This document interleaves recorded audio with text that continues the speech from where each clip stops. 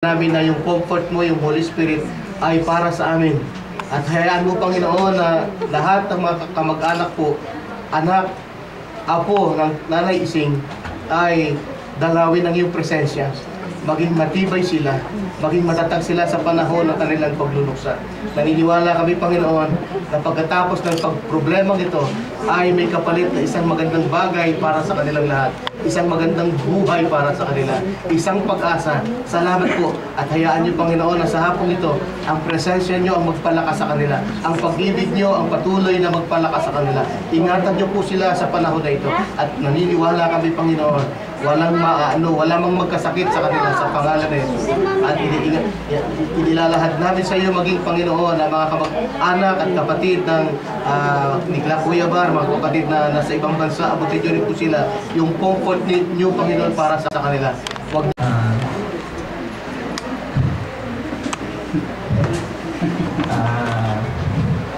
papaalam na ako sa iyo, Lola. Bali, 85 years ka nang medyo pagod. Ito, nairita sa amin. Galit sa akin.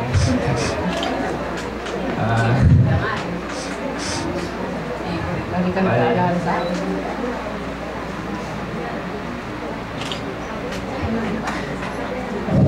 Mamimiss kita.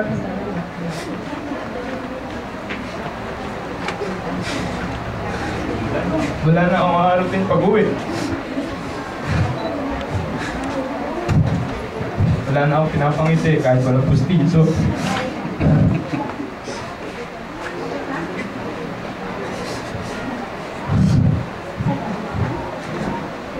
Tulog ka ng hindi.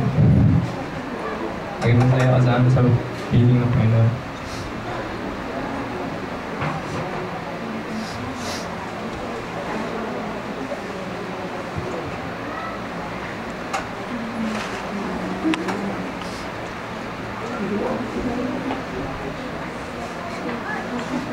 Lola, salamat.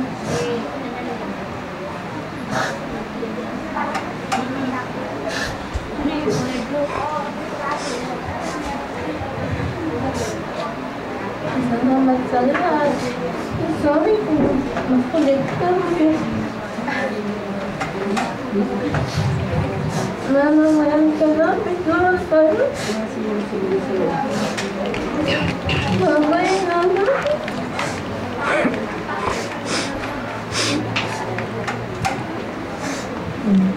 Lola, tulog ka na.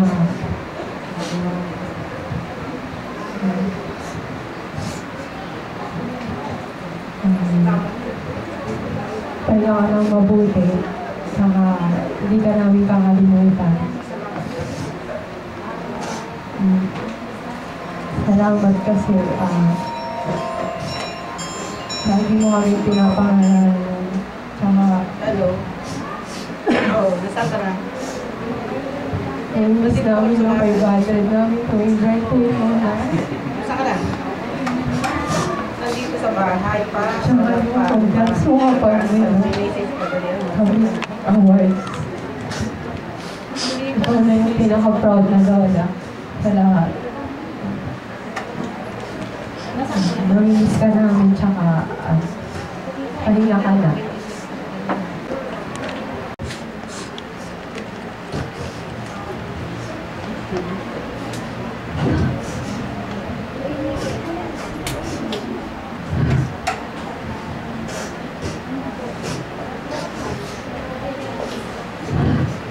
Wala na kami ihahatid sa iyong simbahan.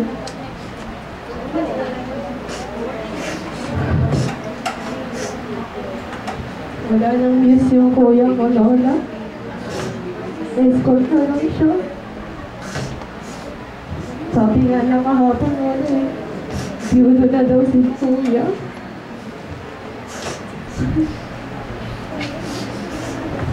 Thank you po, Lola. Nag-miss ka na.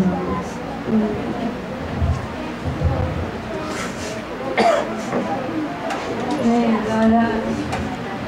Sorry kung madalas pasaway ako. Thank you sa lahat-lahat. Namimiss kita. tuwing gabi pag gumagawa ako ng sa ating gabi na wala naman kasabi sa akin, bakit hindi ka pa? Wala na rin magtatagal sa akin kapag madalas pinapagalitan ako nila mama. Thank you talaga naman sa sana masaya ka na ako nasan ka mag-gain. Tulad ka na naman ang sweet things.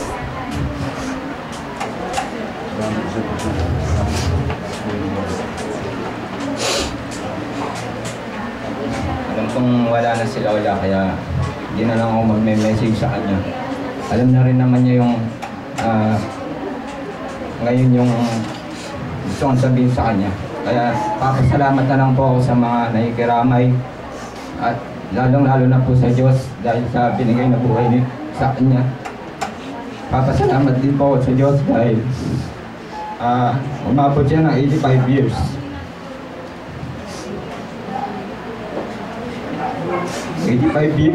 Na ginamit niya para kami ay kasiyahin.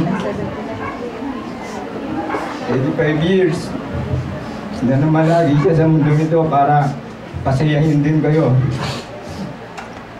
Kaya maraming salamat po sa mga nakikiramay po.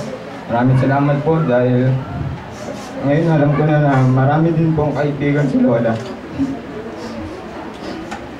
Kasi kung madalas ko lang makita siya na nasa bahay, pupuntang dito.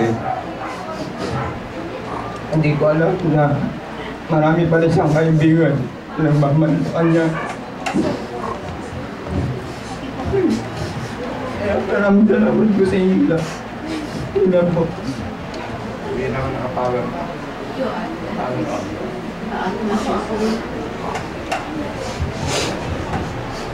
Kasi salamat sa pagkakataon na maging ina ka sa akin. Salamat din sa pagkakataon na maging anak ako sa iyo, mapabilang ako sa anak mo.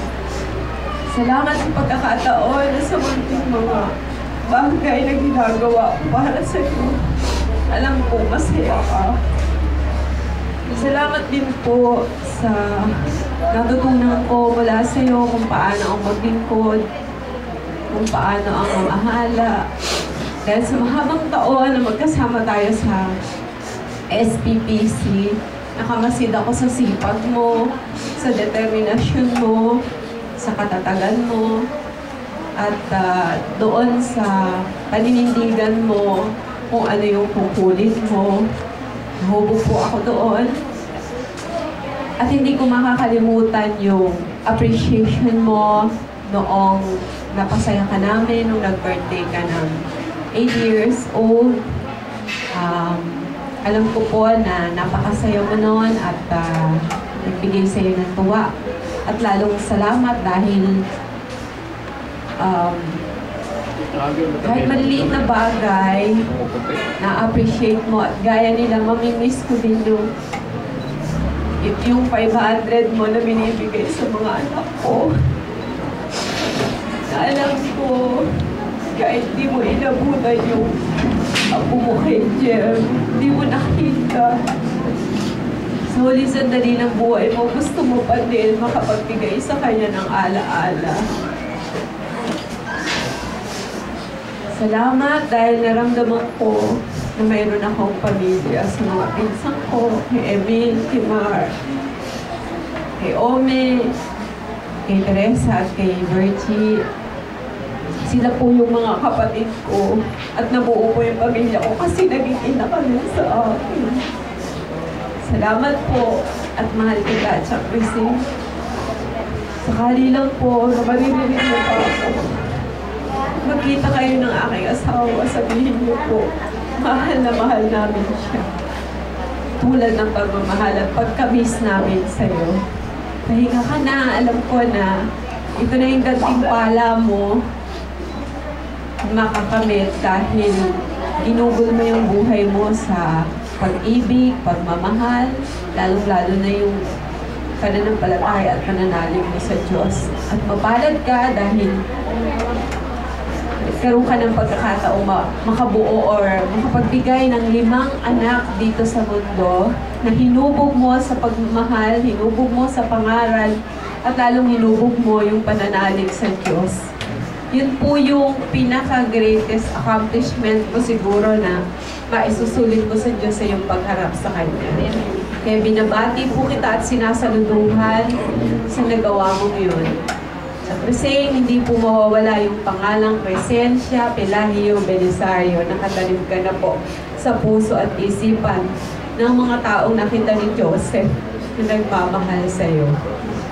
Pahinga ka na po. At alam ko na magiging masayang-masaya ka sa iyong kalalagyan. Kaunin mo po ang aming pag-ibig, ang aming pagmamahal. Hindi ko siya masyadong naalagaan dahil sa nakita niya sitwasyon ko. Parehas kami alagain na rin. Pero sa niyaya ni Lord, binigyan ako ng kalakasan pa rin. Wala nag-hospital na last year. Lagi ko siya, lagi ako naroon sa tabirin siya. Parehas kami pati nila, Senator Marley. Lagi rin niya akong naalala. Dati magdadialysis ako lagi niya tinatanong. Kung papunta pa lang ako, yari na ako. Salamat sa ina dahil sa patuloy na pagpapakil niya sa amin. Natutuwa ako sa kanya kung nagkomentera siya tuwa siya. Lagi ang pinaglalaanan yung mga birthday ng apo niya, graduation. Ngayon ina, wala na mag-aabot sa kanila. Lagi ka na rin nakapagpay sa kanila para kang teacher na may attendance lagi. Nag-aalala sa mga apo mo kung wala pa kang isa sa kanila. Maraming salamat sa iyo. Hanggang sa nawala, pero nawala ka man ng physical, pero spiritual na sa aming kapatid. Hindi ka mawawala sa aming puso. Salamat sa iyong pagmamahal. Isang nag-iisang pinsan niya. Maraming salamat po sa Panginoon sa binigay niyang bonus sa aming kaka. Kaka po lahat ang tawag namin sa kanya. Alam po natin kung saan pupunta si kaka. Nasa kamay na siya ng Panginoon. Dahil sa lalim na kanyang pananampalataya sa Panginoon, alam natin kung saan siya pupunta. Napakalaking bonus na po ang binigay sa kanya ng Panginoon. Alam namin kaka na ikaw ang talagang sandigan ng iyong mga anak mo. At alam namin na matatag ang iyong pananampalataya na lagi kang nakaagapay sa kanila. Maraming salamat, Panginoon. At wala na magbibigay sa amin ng 5 piso tuwing Pasko. Salamat po.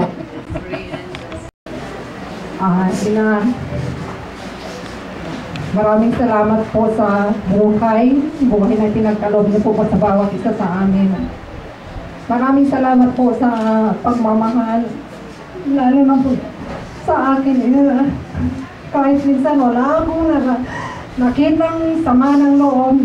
Naramdaman mo para sa akin pawang kagalakan at tuwa pag nakikita mo ako. Maraming salamat po sa panahon na iniukol mo para sa amin.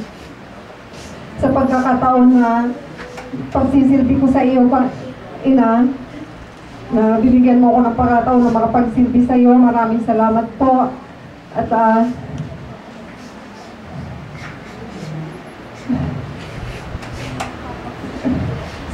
paalala bilang isang ina, paalala sa mga anak na hindi ko po makakalimutan. Pangaral sa mga anak na hindi ko po makakalimutan, ina. Iyon po ang pamanang iniingatan ko habang ako'y nabubuhay na nanggagaling sa iyo. Hindi ko rin po makakalimutan pag ako po naka-black and white, nakikita ko po ang kagalakan sa iyong mukha.